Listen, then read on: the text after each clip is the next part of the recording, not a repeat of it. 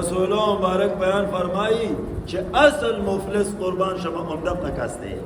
اصل مفلسی او اصل غربت همدغه دی. د حقوق العبادو به لوی خیال ساته چې چرته د بل چا حق رانه ونه والی شي. نو په دغه بنیاد باندې قربان شمه دا کم د سړي او د ښځې سره کم تعلقات دي، نو د دې تعلق هم د حقوق العبادو سره دی. دې تعلق هم د حقوق العبادو سره دی.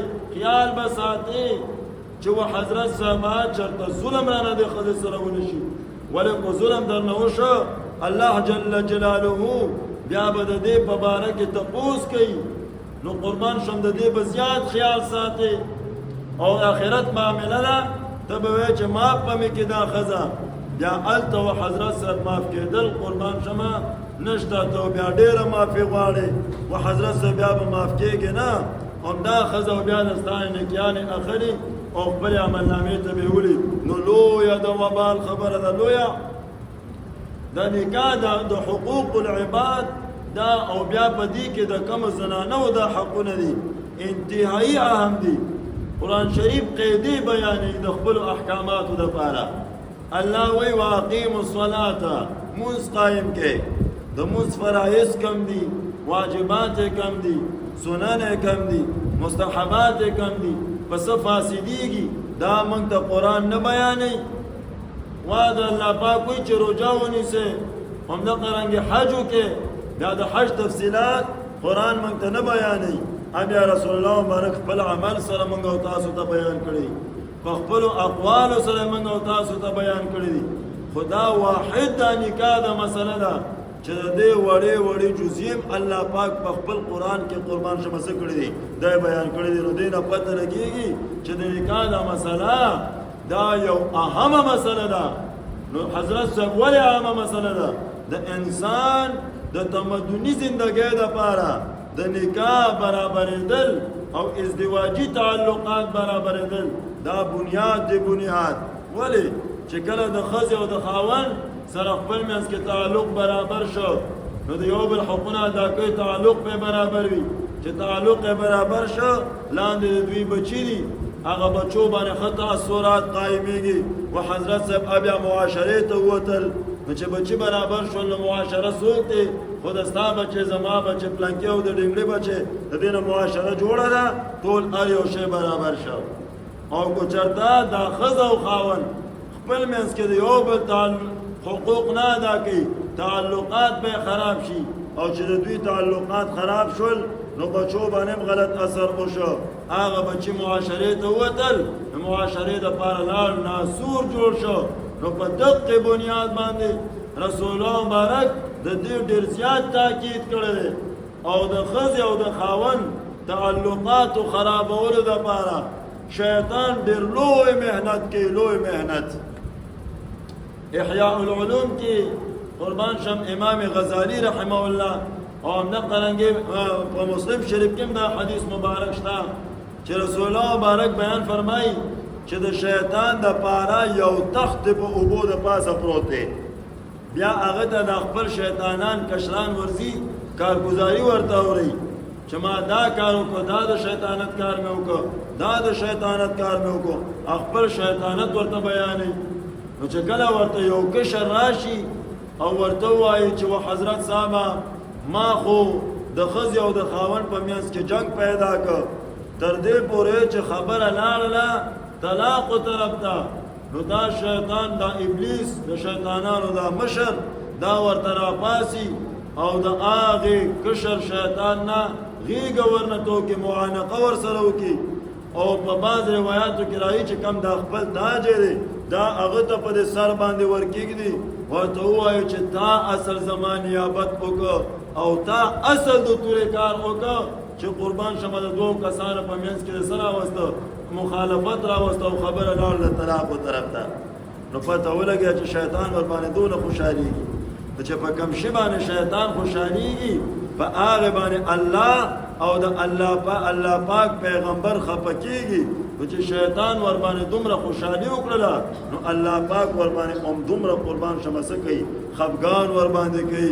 الله پاک په دې باندې ډېر زیات خفه کېږي. بیا دغه حقوق ټول بیانول دا خو قربان شم ډېر زیات وخت غواړي، خو زه مختصر د ستاسو په وړاندې هغې ته هسې اشاره قدر کوم. یو آیات مبارک کې الله پاک څه بیان فرمایي ابه ستا په وړاندې ویم، یو حدیث مبارک او بل د رسول الله صلی الله علیه وسلم خپل عمل چې هغه بیبیانو سره څنګه زندگی تیر کړې ده. آیات مبارک کې الله پاک وایي عاشروهن بالمعروف، اے خاوندانو تاسو د خپلو ښځو سره په ښې طریقې باندې زندگی تیروئ. اے عسا فإن کرهتموهن، که چېرته تاسو د خپلې ښځې بدې ګڼئ، عسا ان تکرهوا شیئا ويجعل الله فيه خيرا كثيرا، شاید چې تاسو د یو شی بد ګڼئ الله پاک تاسو ته په هغې کې لوی خیر وګرځئ. نو دا بیبیانو سره په ښې طریقې باندې زندگی تیروه، اتلل راتلل هغې سره اوسېدل، د هغې د کپړو د خوراک سکاک او نه قرنګې د اوسېدلو د هر یو شی برابر. وعاشروهن بالمعروف، په ښې طریقې ورسره زندگی تیروئ. دا جامع آیات جامع. او بیا ورپسې وایي چې تاسو به په یو شی بد ګڼئ الله پاک به ته پکې لوی خیر وګرځئ. بیبي سره به د ستا مینه نه وي، د هغې نه به الله پاک داسې اولاد درکړي چې په دنیا کې به هم د ستا د سربلندۍ او د ستا د سترګو د اوچتوالي ذریعه وګرځېږي. او الله پاک به داسې اولاد ورنه درکړي چې هغه به د ستا دپاره صدقه جاریه وګرځېږي. ته به مړ یې او تا پسې به ثوابونه څه وي دا در روان وي. تا بیبي بده ګڼله او حضرت صاحب لوی د خیر ذریعه تاسو ته وګرځېدله. عسا ان تکرهوا شیئا ویجعل الله فیه خیرا کثیرا، الله پاک به لوی خیر درکړي. بل رسول الله مبارک بیان فرمایي اکمل المؤمنین ایمانا احسنهم خلقا خياركم خياركم لأهله.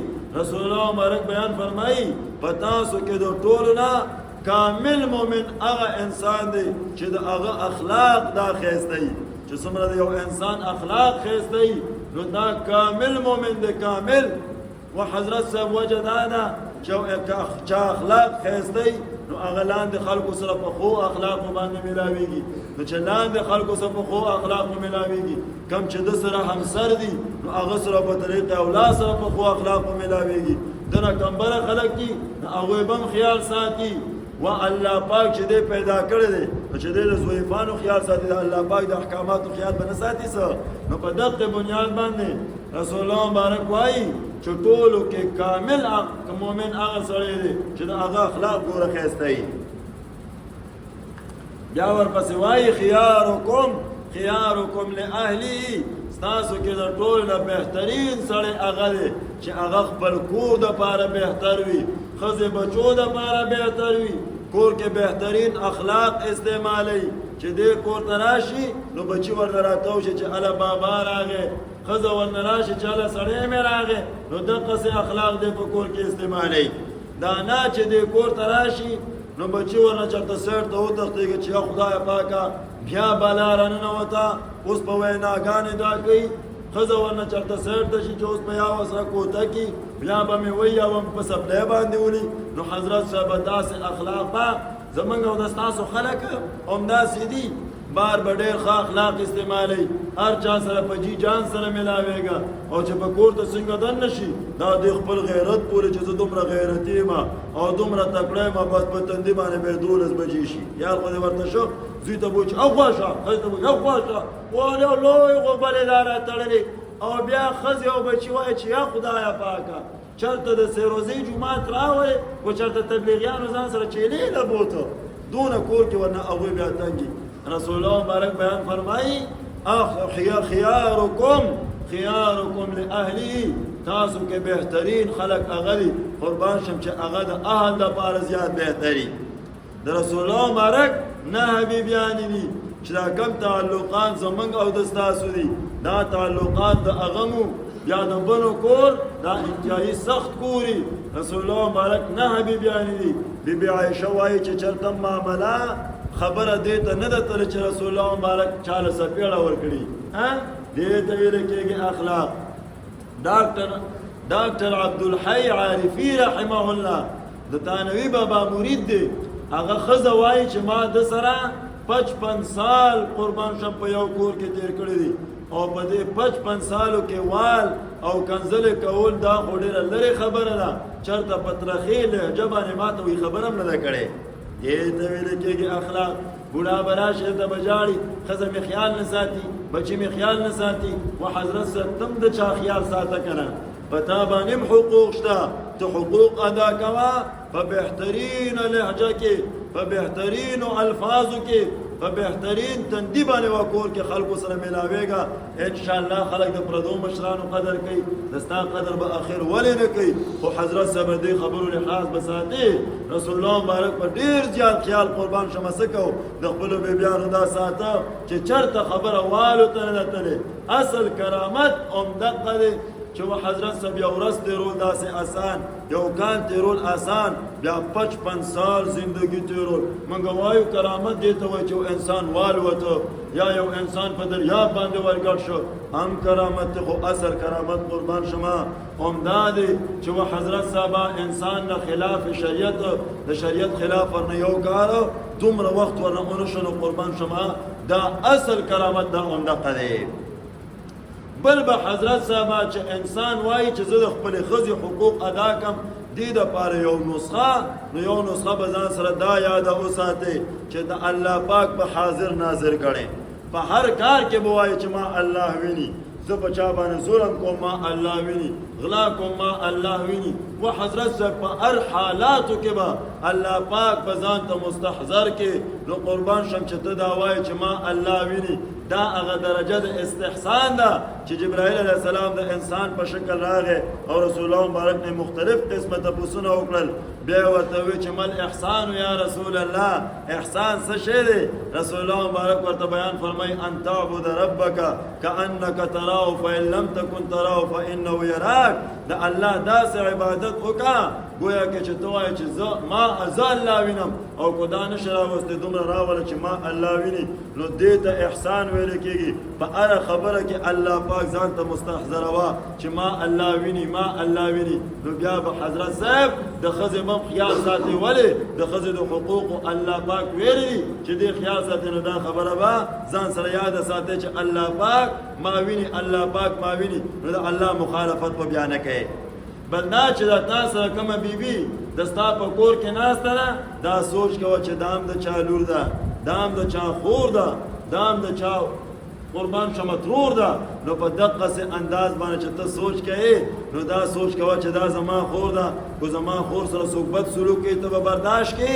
هېڅکله به برداشت نه کړې و حضرت صاحب ستا ترور سره څوک بد سلوک کوي ته به برداشت کړې نشې برداشت کولی نو بعضې اوقاتو کې به د هغې نه هم غلطي کېږي نو ته وایه زما هم لوریان شته زما هم خور شته و حضرت صاحب زما هم ترور شته هغوی نه به هم ورانکار کېږي نو هغوی سره به څوک غلط خصلت وچلی نو حضرت صاحب دا خبره به ځان ته مخې ته کړي نو انشاءالله ترتیب به دې بیا سي برابري نور چې کوم حقوق و تفصیل دی انشاءالله روانه جمعه په هغې باندې تفصیل کوو الله پاک دې موږ او تاسو ته عمل کولو توفیق را نصیب کړي واخر دعوانا الحمد لله رب العالمين والعاقبة للمتقين والصلاة والسلام على أشرف الأنبياء والمرسلين يا الله رب من وبخا تمام مسلمان وبخا جنة الفردوس نصيب کا یا الله رب مشکلات و تکلیفونه مصیبتونه آفتونه بریاتونه حفاظت وکا رحم یا الله رب من ټول باندې وکا دین خدمت زمنګ نه واخښتل کا زمنګ جانونه زمنګ مالونه زمنګ اولادونه په قیمتي دل باندې ولګول کا اللهم حصل مرادنا ويسر امورنا